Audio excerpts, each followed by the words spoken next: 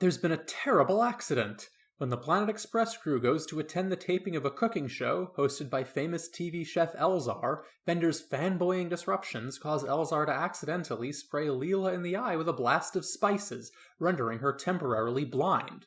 Elzar apologizes for the incident and promises to make it up to her by inviting the crew to his exclusive restaurant. The meal is delightful, as Elzar serves them all his most extravagant specialties, but the night soon turns sour when the chef reveals they're being charged for the food. They all protest, as they were led to believe it would be free, and there's no way they'd be able to afford the massive bill. Elzar threatens to have them arrested for dining and dashing, until Bender suggests that he work at the restaurant to pay it off. Bender is quickly disillusioned with his new job, however, as he expected to be working in the kitchen, partaking in his passion of cooking, but instead he's only a lowly busboy. Soon, however, the robot mafia comes to dine, and Bender's criminal predilections and deft hands impress the Donbot, who offers him a new job. Bender takes to organized crime like a three-eyed mutant fish to radioactive water, and quickly becomes one of the Donbot's favorites. Alas, things turn sour when the robot mafia sets their sights on a shipment of Zubin cigars currently being transported through deep space. The unlucky target? Planet Express and Bender's co-workers. An intense battle soon follows, and with Leela blind and unable to steer the ship properly, the robot mafia emerge with a decisive victory. The criminal robots board the Planet Express ship, tie up and blindfold Fry and Leela, and retrieve the valuable cargo. The Donbot orders the crew be executed and the ship blown up, and a panicking Bender offers to take care of it. As the rest of the robot mafia leave with the spoils, Bender remains on board and ties himself up next to the blindfolded Fry and Leela, making up a story to avoid being exposed. Later, back on Earth, Leela's eye is finally recovered, and Bender receives his cut of the dough from the robbery. Realizing that organized crime isn't for him after all, Bender sends a messenger back to tell the Donbot he's quitting the robot mafia. The job is fun, but what's more important than that is his friends. Welcome to Space Podcast 3000, where the future is in the past.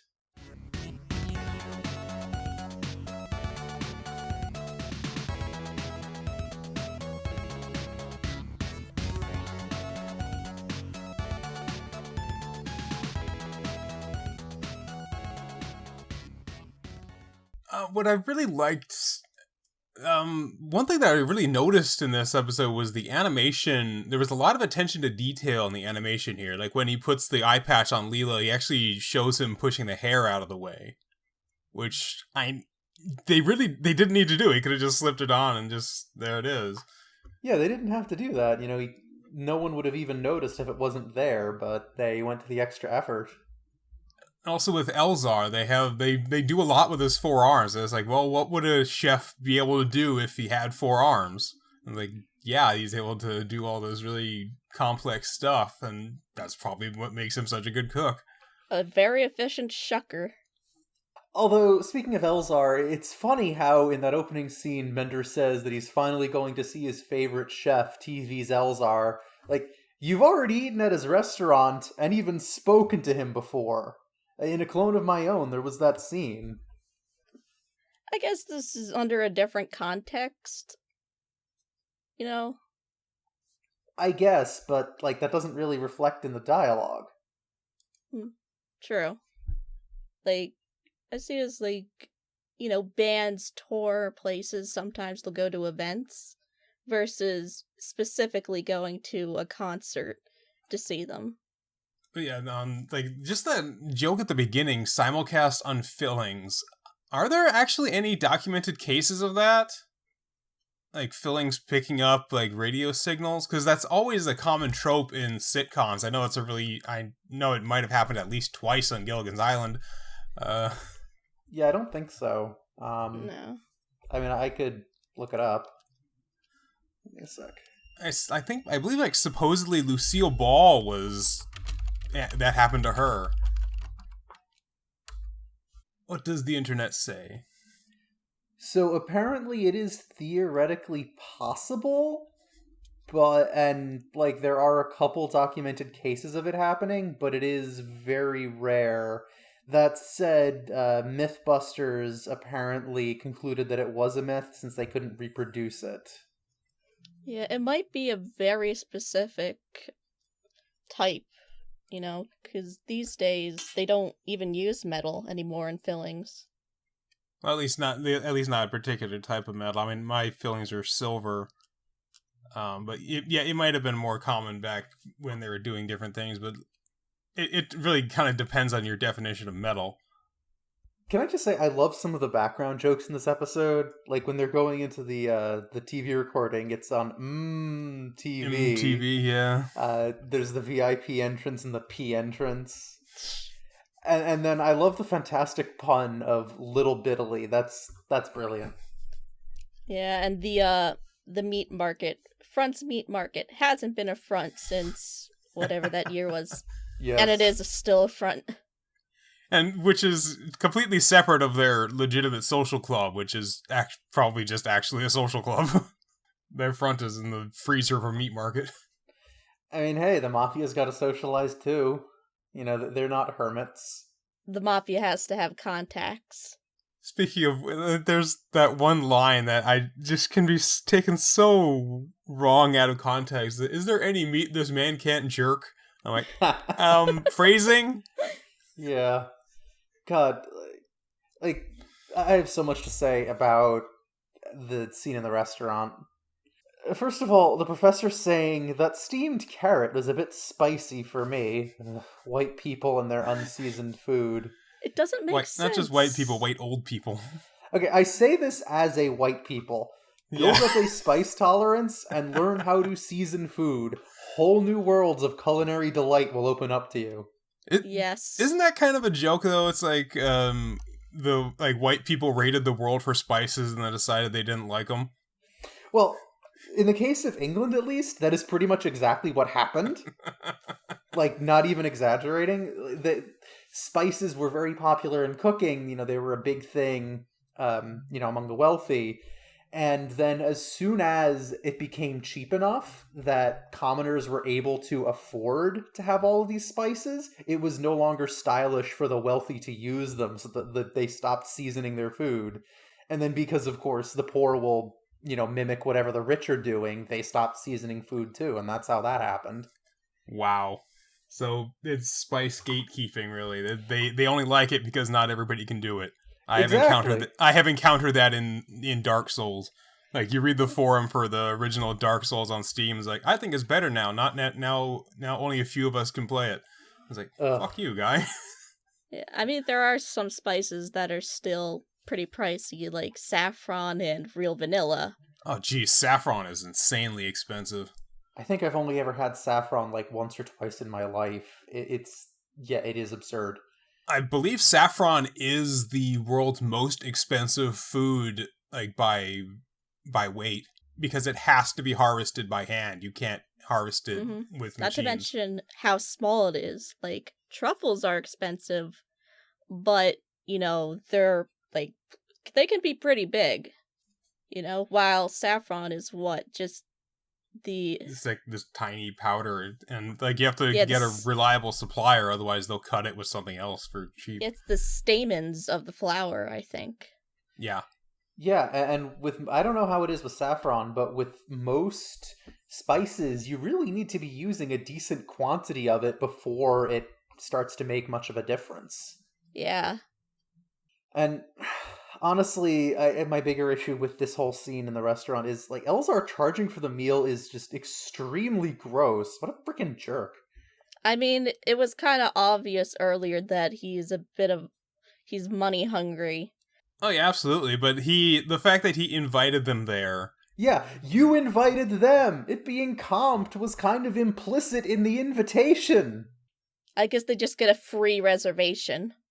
I'm not saying this isn't scummy what he did, but I guess his interpretation is, it's so difficult to get into my restaurant, I'll provide them that. He's just providing them the reservation, not actually comping the meal. Or even VIP treatment. Although, earlier, that's the same thing as regular treatment, as we see. I can understand that, but, if this is what he wanted to do, he really should have been upfront about it.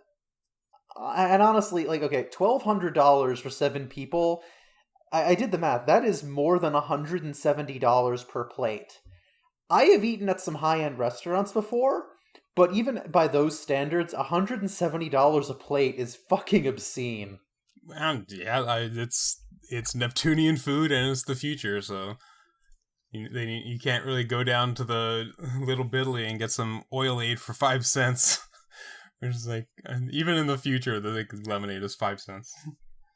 Man, when I was a kid, lemonade stands were more than 5 cents.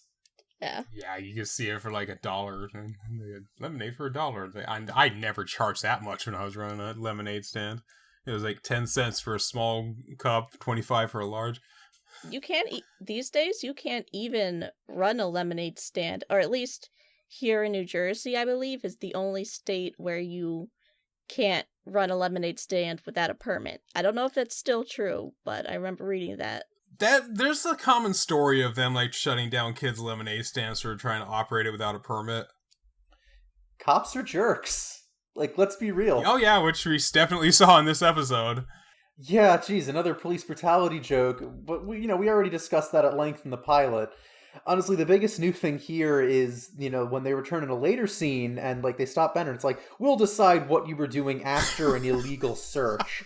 Frankly, I'm surprised they didn't plant something on him. Yeah, which if you have nothing to hide, you have nothing to fear. It's like, fuck you, guy. And the thing is, he was actually being guilty. He was trying to get some illegal stuff done, so. Yeah, but they stop him with no suspicion or anything. It's literally just, we recognize him from a completely unrelated situation before. Let's harass him for no reason. Mm-hmm. Reading their non-police news. I love that. Yes. That kind of, undercover joke is something I've always appreciated. And actually, there's a joke here where, Taco Bellevue Hospital with the alien chihuahua doctor, and just once again, I wonder how many young people now would even get this joke. Would remember the Taco Bell dog. Well, see, the thing is, yeah, Taco Bell stopped using the chihuahua mascot in July 2000, literally 3 months after this episode aired. You want to know how I remember the Taco Bell Chihuahua? My great-grandmother had, a set of plush dolls of the mascot. Right, yeah, I remember when they were doing that.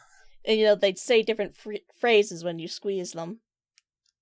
Yeah, I just remember the commercials from when I was little. And I had wondered at the time why they stopped using the mascot. Apparently, from what I've read, the dog, Gidget, who played the mascot, died in 2009. She was 15 years old. Yeah, but that's not why they stopped using it. Which makes sense. A lot of people say that they stopped using it because it was considered racist. From what I understand, the community liked the Chihuahua. They liked the mascot, but it was other people getting offended on their behalf, which you see all the time. Yeah, that's all too common. And I mean, I'm not going to say that every case of something like this is okay, just that sometimes what we think might be offensive to a group isn't going to be as much as we thought. You look at someone like Speedy Gonzalez, and apparently in Mexico they freaking love him. Oh yeah, absolutely, because they have a sense of humor about themselves. Well, it's not just that. There's also elements of, it being a form of representation at all. True, yeah, that too. For myself, speaking as a Jewish American, you look at something like the Rugrats with Boris and, I can't remember her name, Minka, I think? Tommy's grandparents, who were very much Jewish immigrant stereotypes. And, the ADL, the Anti-Defamation League, even, complained about it to the point the show stopped using them as much. And when I was a kid, I always really liked them, just because, every Jewish family you have, or someone who has, relatives pretty much exactly like that, so it was extremely relatable. Or even even the fact that Tommy himself is Jewish, you don't really see that often in a main character. Yeah, especially in the 90s, the Rugrats was the only cartoon that I can remember watching as a kid that had, Hanukkah and Passover specials rather than just doing Christmas and maybe Easter. Yeah, like, stereotypes, they aren't inherently bad, because some of them are true, or at least they apply to at some part of that population. It's all about the context in which it's presented. And like, before anyone calls us out on like hypocrisy here with how much we've, griped on about, say, transphobic stereotypes in previous episodes, the difference is one of presentation, where if it's making a joke at the expense of a group, that's where it crosses the line into being really just unacceptable. If it's done in a way where you're laughing with them, then it becomes more a matter of degrees. It's the difference between saying this exists and saying this exists and it's bad. Yeah, and again, it's also very subjective. Like, what one person in a group is okay with, another person might not be. So it's a very fine line to walk, and I do think, generally speaking, it's better to err on the side of caution. But, plenty more to talk about. Let's move on. It's complicated. Ay, chihuahua. I'm not sure how I feel about the ending of this episode, because, like, it kind of ends with Bender getting away with it. I mean, Bender always gets away with it, generally. I know, but it kind of ends rather abruptly, that, like, nothing... Not always, because that time when he won that award for getting the largest fish, and then it was taken away from him, and he is mad. So, like, that's where humor comes from, is where they kind of suffer, and stuff comes out of that. So I guess they just kind of push their suffering onto Zoidberg. But yeah, he gets away with it, which is... I don't know. I guess I don't know what I was expecting, but I wasn't expecting him to get away with it so cleanly. Yeah, especially because he gets away with it on both ends. Yeah, exactly. He like, nothing ever comes back and hurt him, and he like leaves the Mafia, which I'm guessing they're setting up for him. I forget if he actually does more work with them. I would imagine, because the Mafia characters are a lot of fun. Yeah, I love the Robot Mafia. I'm curious, which of you two, which one of the three is your favorite? I like Johnny Mousepad. Yeah, I also really like Joey Mousepad. Just, he gets some amazing lines. I like the Donbot. The Donbot's great too. File not found. God, seriously, the look into your hard drive and open your Mercy file joke is one of my favorites in the entire series. It's just so good. I do like the fact that sort of Bender's loyalties are kind of pushed in. They're never really questioned, because like the entire time he's trying to make sure that the crew gets away okay. He's trying to save their lives without getting found out. And the fact that he manages to pull this off, I guess, is unexpected. He manages to pull it off and gets away with it on both ends. And you just don't expect to see that in sort of a comedy. Yeah, you say that Bender gets away with it, and, like, that's true, but he also saved their lives. If he wasn't there, the Robot Mafia would have murdered all of them. Of course. It's just, you think at least Bender, maybe they, I don't know, rough him up a bit. Like he gives up getting the money in order to save their lives, but then like just Tinny Tim shows up. He's like, "Here's your cut of the haul." And the fact that Tinny Tim is a crippled robot, what is the point of building a crippled robot? Good I question. Probably asked this the last time he was in the show, but Tinny Tim is a very entertaining character, but yeah, he is very much a case of, why would you build a robot like that? I'm just purely for sadistic reasons, purely just to make him suffer. He was literally created to suffer. It's like that one Robot Master in Mega Man who was built as like a living crash test dummy. Just, why do you need to build a robot for that purpose and then make it feel pain? Why do you need to build a robot that is intentionally crippled? Tell me where it hurts. Everywhere. Good. Speaking of pain, while they're getting shot at, Fry says, "The one time I don't have flight insurance." How often do you get flight insurance? Isn't it insurance usually like you buy it and then you just kind of pay them every once in a while? Okay, so generally speaking, flight insurance is just like for a particular trip, and then you have that insurance just like in case something comes up and you can't get on it, then you can potentially get that refunded. I see. But this is his job. You'd think it would be a long-term thing. Yeah, I don't think flight insurance is really relevant here. I think it was just a one-off joke. Yeah, flight insurance is usually for like commercial flights. Something like this is not a. This is a, what would be the term? Industrial flight. Or, I mean, it would probably be something like automobile insurance in this case. Yeah, similar to just like travel insurance or commuting insurance, whatever.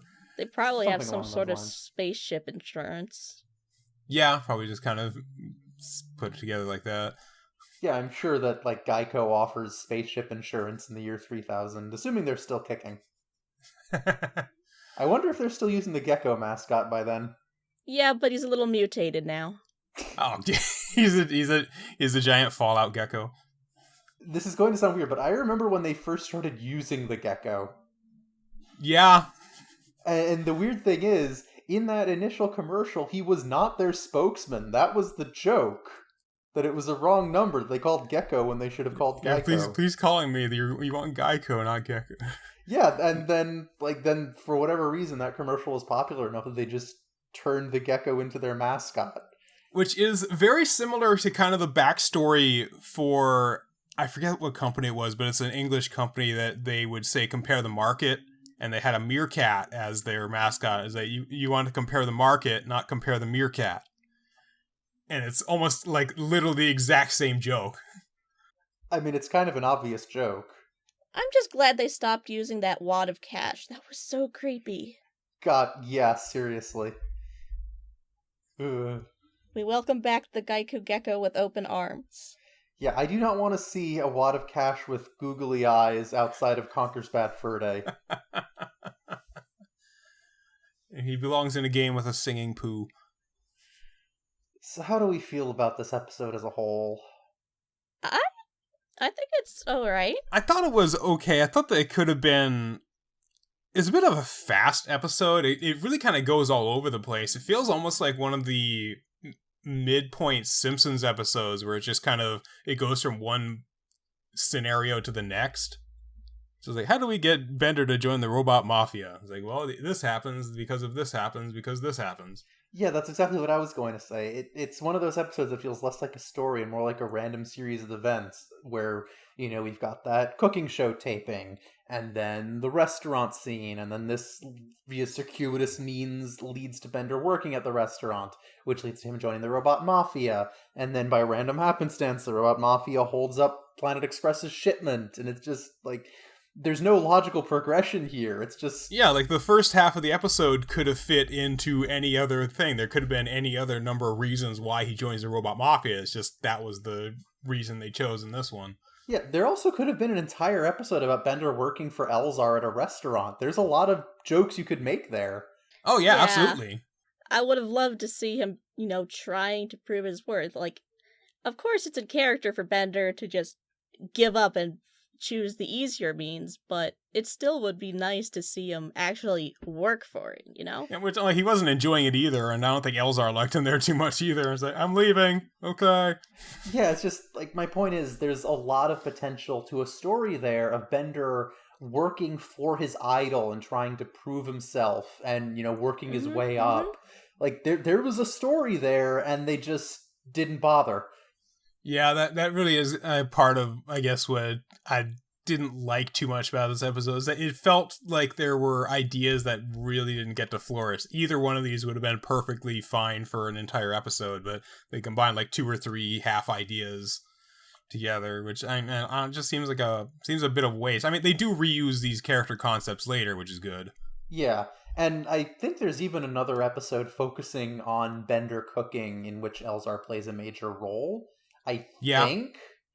So was it the 40% Iron Chef or something? Yeah, but this episode really does feel less like one story and more like, you mash a bunch together and none of them really has the room to fully explore the implications of all their ideas. That said, this episode is still pretty funny. Overall, I would say it's about middle of the road. Yeah, it's decent, but as we said, it's a little half-baked. Yeah, the pacing is just a little all over the place. So let's finish this off by having our blast off Sundays. Yeah, of course, make mine non-dairy.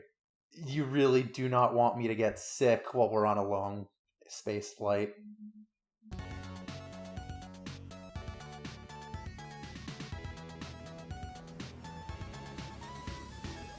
Thank you for listening to Space Podcast 3000. Your three voices of the future are Nova Altman, Doug Hancox, and Eden Valerie. The theme music is Voxel Revolution by Kevin MacLeod. You can hear more episodes of Space Podcast 3000 on YouTube or at soundcloud.com/SpacePod3K. You can support the show and listen to new episodes a full week early at patreon.com/SpacePod3K. Follow us on Twitter at SpacePod3K. Be sure to join us next time as the Planet Express crew try to stop the robot apocalypse in Mother's Day.